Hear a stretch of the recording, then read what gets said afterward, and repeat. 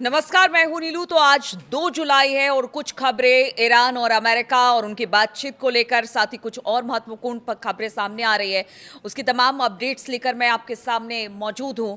तो बड़ी खबर आ रही है, ईरान के विदेश मंत्री सैयद अब्बास अराक्ची ने इजरायल के रक्षा मंत्री इजराइल काट्ज के बयान की कड़ी आलोचना की है और जबरदस्त गुस्सा हुए हैं।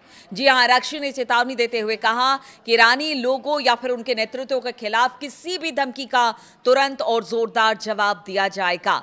ईरान के विदेश मंत्री सैयद अब्बास अराक्ची ने सोशल मीडिया प्लेटफॉर्म एक्स पर इजरायली मंत्री के इस विवादित बयान का जिक्र किया, जिसमें ईरान के सर्वोच्च नेता मुस्तफा खामनेई की मौत की बात उन्होंने कही थी। उनका कहना है कि आप होते कौन हैं और अगर इस तरह के बयान देंगे तो फिर इसका जवाब भी बहुत तगड़ा दिया जाएगा। अराक्ची ने एक्स पोस्ट पर कहा कि इस्लामाबाद समझौता ज्ञापन यानी कि MOU की शर्तें बिल्कुल साफ है और हर कोई उन्हें सार्वजनिक रूप से देख सकता है। अमेरिकी राष्ट्रपति डोनाल्ड ट्रंप ने अमेरिका की ओर से यह वादा किया था कि वो तेल अवीव में अपने सहयोगियों को काबू में रखेंगे। अगर वो अपने प्रमुख की बात नहीं मानते हैं तो फिर ईरान उन्हें सबक सिखाएगा। अराक्ची ने चेतावनी भरे लहजे में कहा कि हमारे लोगों और हमारे नेतृत्व के खिलाफ किसी भी तरह की धमकी का तुरंत और पूरी ताकत के साथ जवाब दिया जाएगा अगर वो चुप नहीं होते हैं तो आराक्ची के साझा किए गए पोस्ट के अनुसार एक बयान में ईरान के सर्वोच्च नेता मुस्तफा खामनेई के बारे में पूछे जाने पर इजरायली मंत्री काट्ज ने कहा था कि उनकी मौत तय है।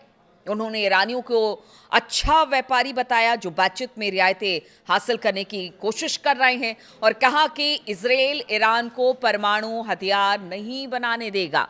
उन्होंने कहा कि अगर वो किसी समझौते के जरिए ऐसा करते हैं तो वो और भी अच्छा होगा। तो इस तरह की धमकी अब इजराइल की तरफ से मिल रही है। देखिए, इजराइल जो है वो हमेशा हमने देखा है कि किस तरह से बातचीत आगे बढ़ रही है अमेरिका ईरान के बीच, लेकिन एक छटपटाहट इजराइल के मंत्रियों में है, नेतन्याहू में भी ये छटपटाहट दिखाई दे रही है और इस वजह से इस तरह का बयान दिया गया है। और ईरान का कहना है कि अगर वो उनके सर्वोच्च नेता के बारे में कुछ कहेंगे तो फिर इसका जवाब भी जबरदस्त तरीके से दिया जाएगा। देखिए, ये विवाद ऐसे समय में सामने आया है जब अमेरिका और ईरान के बीच बातचीत का दौर चल रहा है। कतर की राजधानी दोहा में बुधवार को भी अमेरिका और ईरान के बीच कतर और पाकिस्तान की मध्यस्थता में बातचीत हुई है अप्रत्यक्ष तरीके से, यानी कि कोई ऐसा वहां आमने सामने बैठकर बातचीत नहीं हुई है। सिन्हुआ समाचार एजेंसी के मुताबिक जिस तरह से बताया जा रहा है कि फिलहाल बातचीत अप्रत्यक्ष तौर पर हुई है, यानी आमने सामने बैठकर नहीं हुई है और दोनों देशों के प्रतिनिधि आमने सामने नहीं मिल रहे हैं। ये एक मध्यस्थता के जरिए बातचीत हो रही है, बैठ के बंद कमरे में हो रही है और मध्यस्थ देश दोनों पक्षों के बीच बातचीत आगे बढ़ा रहे हैं। यानी यहाँ पर अगर कुछ कहा जाता है तो जो मध्यस्थ देश है कतर और पाकिस्तान, वो फिर जाते हैं ईरान के पास। ईरान की तरफ से कोई बात आती है तो अमेरिका के पास लेकर जाते हैं, यानी आमने सामने की टॉक नहीं हो रही है, ये मध्यस्थों के जरिए बातचीत हो रही है।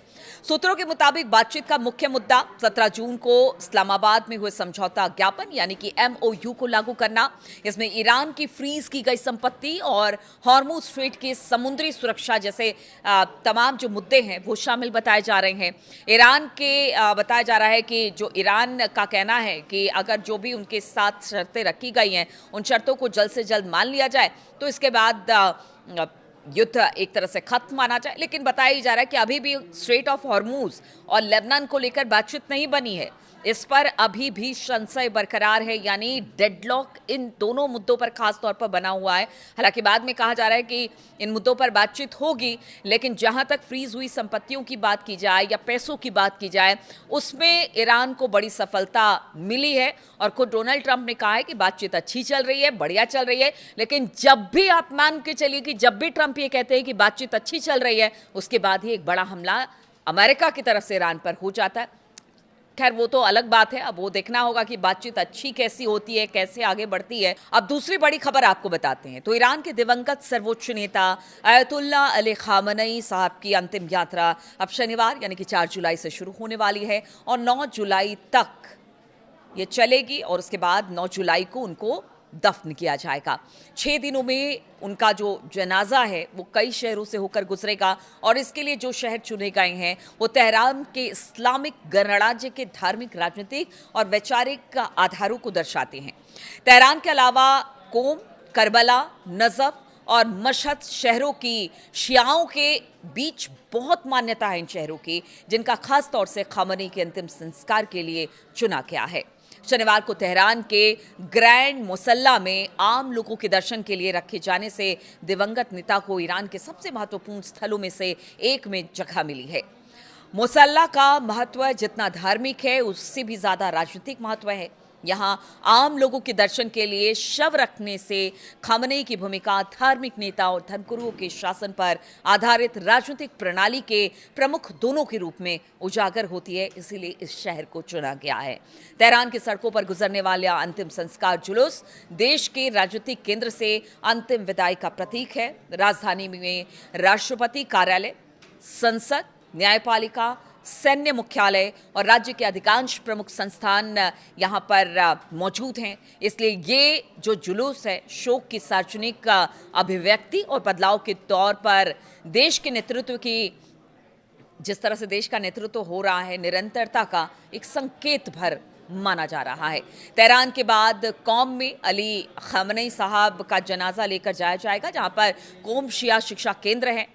कोम शहर ईरान के धार्मिक अगर परिदृश्य की बात की जाए या धार्मिक हिसाब की बात की जाए तो ये बिल्कुल अनूठा स्थान है। देश के सबसे प्रभावशाली धार्मिक शिक्षण संस्थान यानी सेमिनरी का ये घर होने के नाते इस शहर में धर्मगुरुओं की कई पीढ़ियों को शिक्षित किया गया और इस्लामिक गणराज्य की विचारधारा को यहाँ पर दूर तक फैलाया गया, यानी एक आकार दिया गया। कोम में खामनेई के जनाजे का जाना वरिष्ठ धर्मगुरु और सेमिनारी के छात्रों को उनके आखिरी सफर में शामिल होने का मौका दिया जाना है। इस शहर में शियाओं के सबसे महत्वपूर्ण जो तीर्थ स्थल हैं उसमें से एक फातिमा मासूमे का मकबरा है, जो कि 8वें शिया इमाम रजा की बहन थी। ऐसे में कोम ईरान और शियाओं के लिए बेहद अहम हो जाता है। और इसके बाद अली खामनेई साहब का जनाजा इराक में भी जाएगा। इराक का करबला शहर शिया इस्लाम के सबसे पवित्र शहरों में से एक है। यहाँ इमाम हुसैन का मज़ार है, जो कि तीसरे शिया इमाम थे। करबला में उनका जनाजा जाना ईरान के लिए कुर्बानी, दृढ़ता और प्रतिशोध को मजबूत करेगा, जो इमाम हुसैन की विरासत से गहराई से जुड़े हैं। इराक स्थित नजफ में भी अली खामनेई साहब का जनाजा लेकर जाया जाएगा और यहाँ पहले शिया इमाम अली का मज़ार हुआ करता था। ये शहर दुनिया में शिया विद्वानों के सबसे प्रतिष्ठित केंद्रों में से एक माना जाता है। नजफ में कार्यक्रम आयोजित करने से ईरान की सीमाओं से परे जो एक व्यापक शिया दुनिया है, खामनेई की जगह और अहमियत जाहिर करता है। अली खामनेई की शव यात्रा का आखिरी चरण मशहद होगा। मशहद में अली खामनेई को दफन कर दिया जाएगा, यानी सुपुर्द खाक कर दिया जाएगा, जो ईरान का एक पवित्र शहर माना जाता है। यहाँ इमाम रजा का मज़ार है, जिस पर हर साल लाखों श्रद्धालु पहुँचते हैं। अली खामनेई साहब का जन्म मशहद में ही हुआ था और उन्होंने अपनी शुरुआती ज़िंदगी का बड़ा हिस्सा यहाँ बिताया था। तो आप समझिए कि ईरान के सबसे महत्वपूर्ण तीर्थ स्थल के तौर पर मशहद ऐसा माहौल देगा जो कह सकते हैं कि जो दिवंगत नेता हैं उनकी याद को शिया इस्लाम के सबसे सम्मानित स्थलों से जोड़ेगा।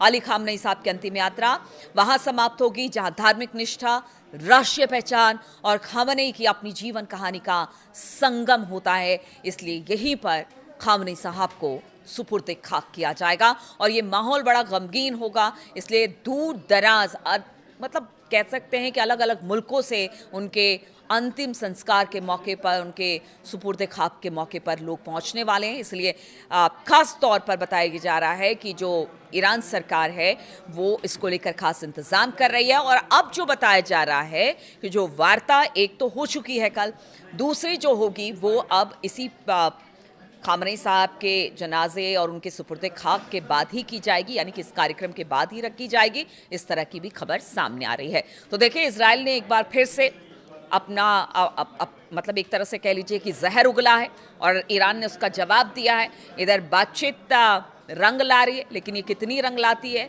वो कहना मुश्किल है, क्योंकि बातचीत के बीच में ही अक्सर हमने देखा है कि युद्ध जैसे हालात बन जाते हैं।